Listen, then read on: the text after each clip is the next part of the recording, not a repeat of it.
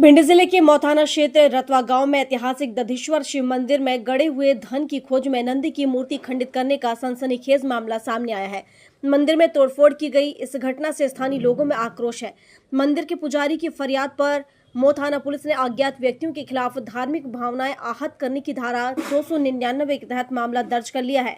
मौथाना इलाके के बियाबान जंगल में पहाड़ियों के बीच 1400 साल पुराना 11वीं शताब्दी पृथ्वीराज काल का दधेश्वर मंदिर है।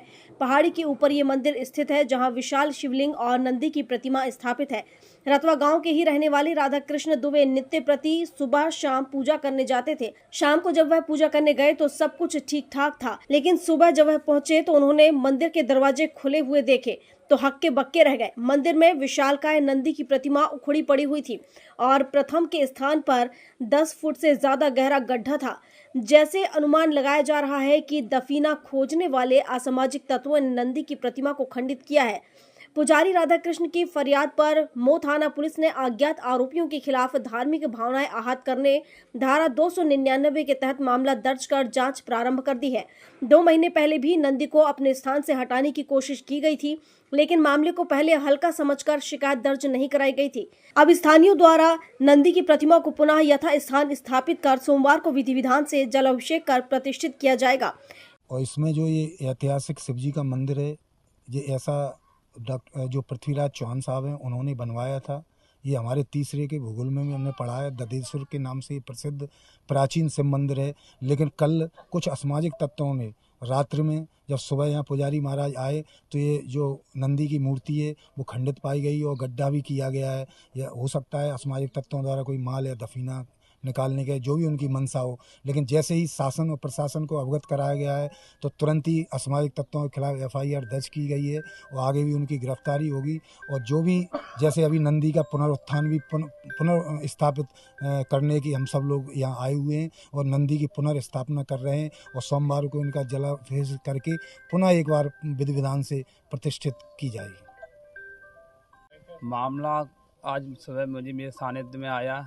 सुबह बताया है कि ग्रामवासियों के द्वारा अजय जी ने भी बताया था कि रतवा में दधेश्वर का जो कोई प्राचीन मंदिर है, जो भी आज से कम पृथ्वीराज चौहान के समय से उन्होंने उस मंदिर का निर्माण करवाया था। कुछ असामाजिक तत्वों द्वारा मंदिर में जो नंदी थे, नंदी को क्या उखाड़ा गया है। 2 फुट गहरा उनका गड्ढा भी हुआ है। हो सकता है असामाजिक तत्वों की मंशा क्या थी, कुछ उन्हें निकालने की उनकी मंशा थी, उसमें कुछ ऐसा उनको ये तो वो ही जाने। मैं तो ये चाहूँगा कि ऐसी पुनरावृत्ति, ऐसी घटनाएं ना हो, क्योंकि इससे सामाजिक भावना को, सद्भाव को थोड़ी ठेस पहुँचती है।